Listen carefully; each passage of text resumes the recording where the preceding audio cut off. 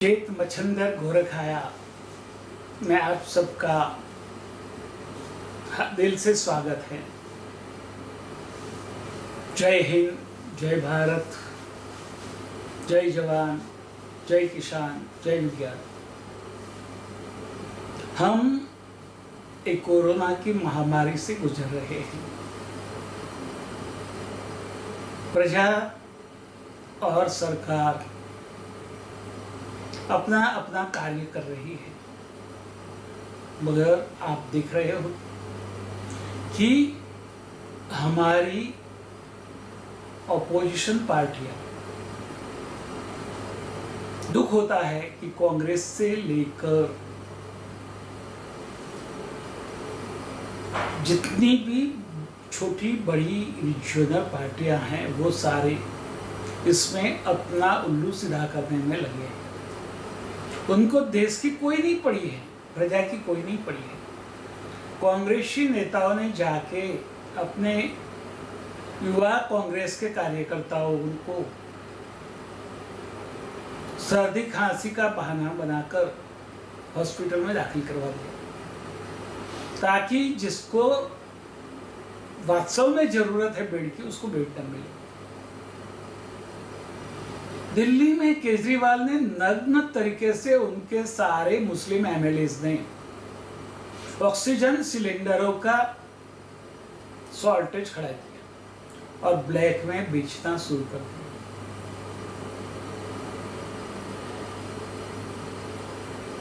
बंगाल में ममता जो कर रही है वो क्या लोकशाही के अंदर ऐसा हो सकता है? क्या हमारी कोई जिम्मेदारी देश के प्रति, देश की लोकशाही को समृद्ध करने के प्रति नहीं है? हमें जागना पड़ेगा, उठना पड़ेगा। हम पहले भारतीय हैं और जो राष्ट्रवादी लोग हैं, चाहे वो सनातनी हिंदू हो, मुस्लिम हो, शिया हो, सुन्नी हो, ईसाई हो, सिख हो, बुद्धिस्ट हो, सबको बाहर आना पड़ेगा। राजनीति से परे होकर राष्ट्रवाद को प्रभावित करने के लिए, प्रस्थापित करने के लिए देश की जो भी गरिमा है वो बढ़ाने के लिए हमें आज के राजकारणियों के ऊपर अपना दबाव बनाना हो। क्या हम इतना भी नहीं कर सकते? यदि आप ये कहेंगे कि मुझे क्या, मैं मेरी संभालता हूँ, तो देश के बारे में कौन सोचेगा? जब देश ही नहीं रहेगा तो आप कहाँ रहोगे? कभी सोचा है कि देश ही नहीं होगा तो आप कहाँ होंगे? तो देश, आपके अस्तित्व को बनाए रखने के लिए भी आपको देश को बनाए रखना है। सरकार कोई भी हो, सरकार जो काम कर रही है उसमें हो सकता है कहीं चूक हो तो हम सरकार को बोल सकते हैं कि ये आप सुधार करो, मगर टीका करना तो बहुत ही इजी है, सरल है, मगर सुझाव देना बहुत मुश्किल है। इसने वो किया, उसने वो किया, उसने वो किया। सब आज वैक्सीन की बातें कर रहे हैं कि वैक्सीन बाहर भेज दी गई। यदि वो वैक्सीन बाहर नहीं भेजते तो भी वो वैक्सीन उसकी जो एक्सपायरी डेट थी उसके हिसाब से वो चलने वाली नहीं थी। आज भी जो वैक्सीन हमारे देश में है उसमें से 20% वैक्सीन कई राज्यों में बिगड़ रही है, वेस्टेज जा रही है। कई राज्यों में ऑक्सीजन के टैंकर को हवा में खोल दिया गया।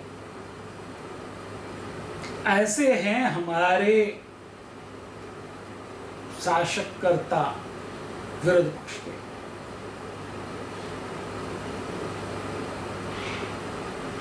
और हमारा न्यायतंत्र, क्या सही में हमारा न्यायतंत्र है? वो किसके प्रति कमिटेड है? वो देश के प्रति कमिटेड है कि देशद्रोहियों के प्रति कमिटेड है? बंगाल में जो चल रहा है वो सब देख रहे हैं, चीफ जस्टिस भी देख रहे हैं, सारे जजेस भी देख रहे हैं, हाई कोर्ट के जजेस भी देख रहे हैं, मगर सब चुप है। इलेक्शन कमिश्नर भी चुप बैठा है। धर्म के नाम पर वोट मांगो, लोगों को डरा के वोट लो। क्या ये लोकशाही है? हमें कैसी लोकशाही चाहिए वो हमें तय करना पड़ेगा और आगे बढ़ना पड़ेगा। यदि हम राष्ट्रवादी लोग सारे एकत्र नहीं हुए तो देश नहीं रहेगा, कई टुकड़ों में बट जाएगा। भारत देश टुकड़े टुकड़े होकर बिखर जाएगा और जो लोग चाहते हैं उसको हजम कर देंगे। चाइना, अमेरिका, पाकिस्तान, वो अपने अपने हिसाब से उसको हजम कर जाएंगे और आप फिर से गुलाम बन जाएंगे। आज भी तो हम गुलाम ही है, हम राजकारणियों के गुलाम हैं। अंग्रेजों की गुलामी से तो बाहर निकले, मगर ये राजकारणियों ने ऐसा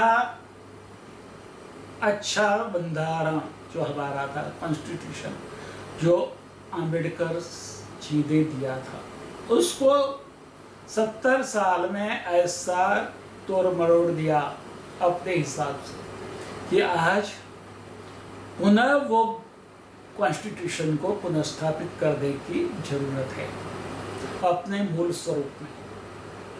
और बाद में जो उसमें नेहरू ने, इंदिरा ने जो बातें ऐड कर दी गई उसको हटानी जरूरी है, वो हटाएंगे।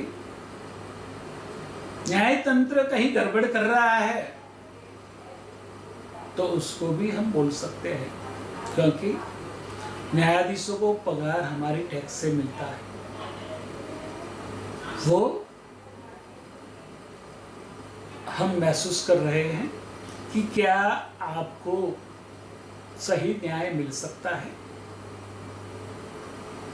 हमारे देश में न्याय प्रणाली जिस तरह से काम कर रही है उस तरह से क्या सामान्य जन को, सामान्य भारतीय को न्याय मिल सकता है?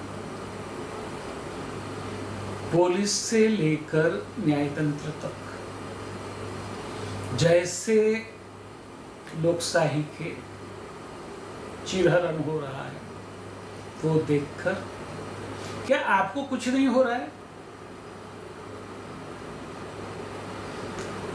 कई CIA के एजेंट, कई KGB के एजेंट, कई चाइना के एजेंट हमारे राजकारण में सक्रिय हैं। उसको हमें खुला करना पड़ेगा और राजकारण से बाहर फेंक देना पड़ेगा। आपको चंद रुपयों की बिजली मुफ्त में देके, पानी मुफ्त में देके आपके वोट वो इकट्ठा कर रहे हैं। ऐसे ये राजकारण चल रहा है। क्या पूरे विश्व में ऐसा राजकारण कहीं देखा है? लोगों की चुनी हुई सरकार को काम करने नहीं देना, उसमें अड़िंगा लगाना, उसको काम करने से रोकना, क्या वो सही लोकशाही है? सोचो। लोकशाही बचाने के लिए, भारत देश को जोड़ने के लिए, जोड़े रखने के लिए अपने आप को आगे लाओ।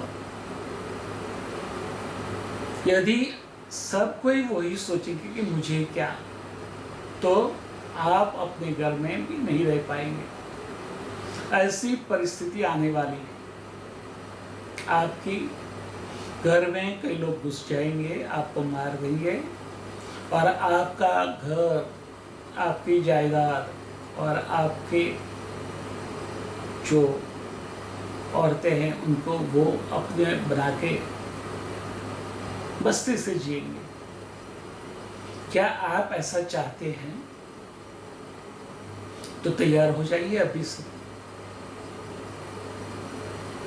नहीं उठे जागे तो परिणाम अकल्पनीय होगा। कोरोना की बात है, आया, हमने कंट्रोल किया, फिर लोगों ने प्रचार किया वैक्सीन में ये है वो है, बीजेपी की वैक्सीन है। अरे वैक्सीन तो हमारे साइंटिस्टों ने बनाई है। हमें गर्व लेना चाहिए कि विश्व में सबसे पहले हमारे साइंटिस्टों ने आज वैक्सीन बनाई। तो वो वैक्सीन के बारे में भी हमारे राजकारणी भ्रम फैला रहे हैं। कई धर्म के लोग वो वैक्सीन नहीं ले रहे हैं और मर रहे हैं, और ज़्यादा से ज़्यादा आफत उसके ऊपर है। फिर भी उनके नेता कहते हैं कि आसमानी आफत आई। आसमानी आफत से आप मर रहे हैं, हम नहीं। सोचे, महाकाल, अल्लाह, सुप्रीम बीइंग सब एक है। मानो न मानो उससे कोई फर्क नहीं पड़ता, मगर महाकाल खड़ा हो चुका है। वो तांडव करेगा तो कोई बच नहीं पाएगा। और ये तांडव की एक झलक है, एक ट्रेलर है। यदि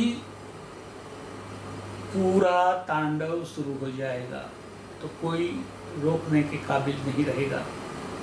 ये बात समझ लेनी बहुत जरूरी है। जो विपक्ष देश के हित को नहीं देख सकता, वो देश में राज करने के लायक नहीं है। वो देश में चुनाव में हिस्सा लेने के लायक नहीं है। जो लोग धर्म के नाम पर खुलेआम वोट मांगते हैं, ऐसे लोगों को चुनाव में हिस्सा लेने का अधिकार नहीं होना चाहिए। हमारे इलेक्शन कमिश्नर क्या कर रहे हैं वो समझ में नहीं आता। उनके पास सत्ता नहीं है तो वो सुप्रीम में जाए मगर डिसीजन ले, राष्ट्रपति को विनती करें कि ये स्टेप लेने चाहिए और राष्ट्रपति वो स्टेप ले। मगर उनको तो सैलरी मिल रही है, पगार मिल रहा है, गलत चल रहा है। जो भी परेशानी है वो प्रजा की है। प्रजा की सैलरी से ही टैक्स कट जाता है, वो भी मजबूर है कि टैक्स देना है या नहीं देना, फिर भी मजबूरी से काट लिया जाता है। और कोई राजकारणी को आपने कोरोना से मरते हुए देखा? कई डॉक्टर मर गए, कई साइंटिस्ट मर गए, कई नर्सें मर गई, मगर कोई राजकारणी को आपने कोरोना से मरते हुए देखा? जरा सोचिए इससे।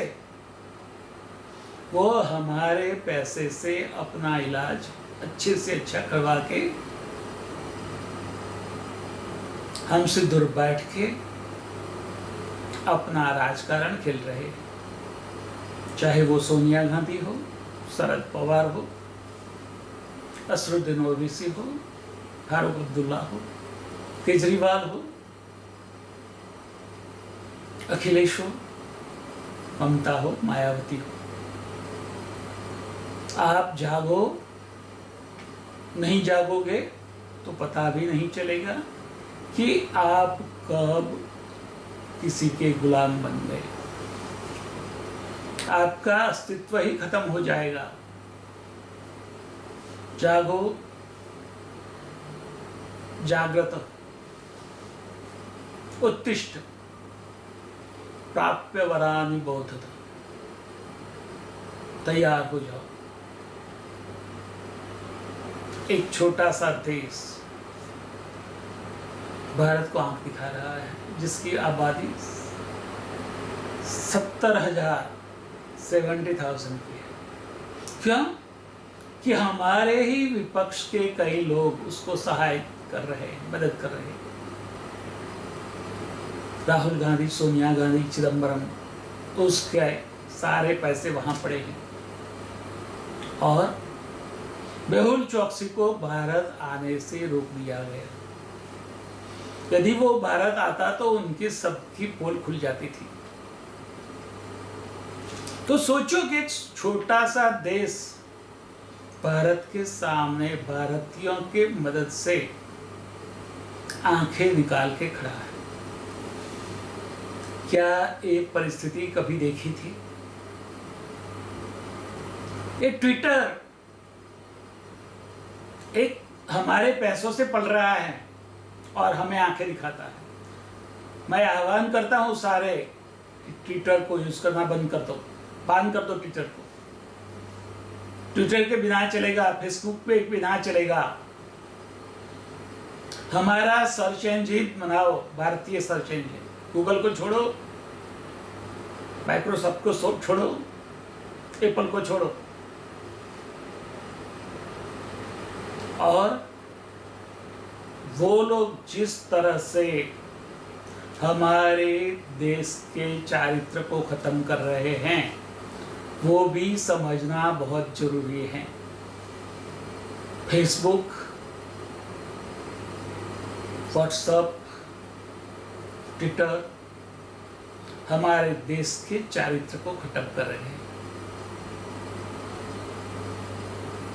वो जिस तरह से पॉर्न क्लिप्स का मारा चला रहे हैं, हमारे ऊपर अटैक कर रहे हैं, हमारे बच्चों के अंदर एक विकृति पैदा कर रहे हैं। आज एक भारतीय 5 से 6 लाख नेट पर अपना समय व्यतीत कर रहा है। यदि वो समय उसमें से निकाल के देश के लिए, अरे अपने विकास के लिए काम में लगाए, तो वो कहीं और पहुंच गया होता। सोचो, ये लोग पैसे कमा रहे हैं, आपको फ्री में नहीं दे रहे। आपके डेटा बेचकर वो बहुत बड़े पैसे उतार रहे हैं और हमें आंखें भी दिखा रहे हैं। और विपक्ष के नेताओं के इशारों पर चल रहे हैं। उसको हमें उनकी जगह बतानी पड़ेगी। सरकार के साथ में खड़े हो जाओ। जैसी पबजी जैसी जो गेम है उसको रोको, जिसमें इनाम की लालच दी जाती है। ऐसे गेम खेलने से अपने बच्चे को रोको। और जो मीडिया पर एक गेम की ऐड आ रही है उसका भी बाइकआउट करो। गेम खेलो और करोड़ों कमाओ। क्या करोड़ों किसी ने दिए हैं आज तक? जो खेला है वो ही पैसा छोड़ के गया है। हम कहाँ जा रहे हैं? सोचो, हमें कहाँ जाना है? हमें अपने हिसाब से आगे बढ़ना है या फेसबुक या ट्विटर के हिसाब से? वो भी हमें तय करना पड़ेगा। जो भी ऐप आप यूज़ करो वो विवेक से करो, अपने विवेक को जागरूक करो और विवेक का उपयोग करके अपनी जो महत्ता है उसको संभालो। पूरे विश्व में भारत के पास ही परचेजिंग पावर है और उसका उपयोग वो अच्छी तरह से कर रहे हैं, हमें मिसगाइड कर। ऐसी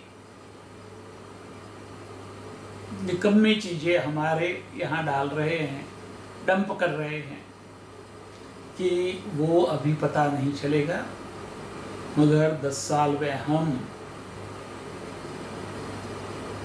डिजिटल वेस्ट के ऊपर बैठे होंगे और कब ब्लास्ट होगा और हम उड़ जाएंगे वो हमें पता भी नहीं चलेगा। पूरा विश्व का डिजिटल वेस्ट इंडिया में डंप हो रहा है, उसको रोको, विवेक से काम लो, अपने विवेक को जागरूक करो और आगे बढ़ो। तथास्तु।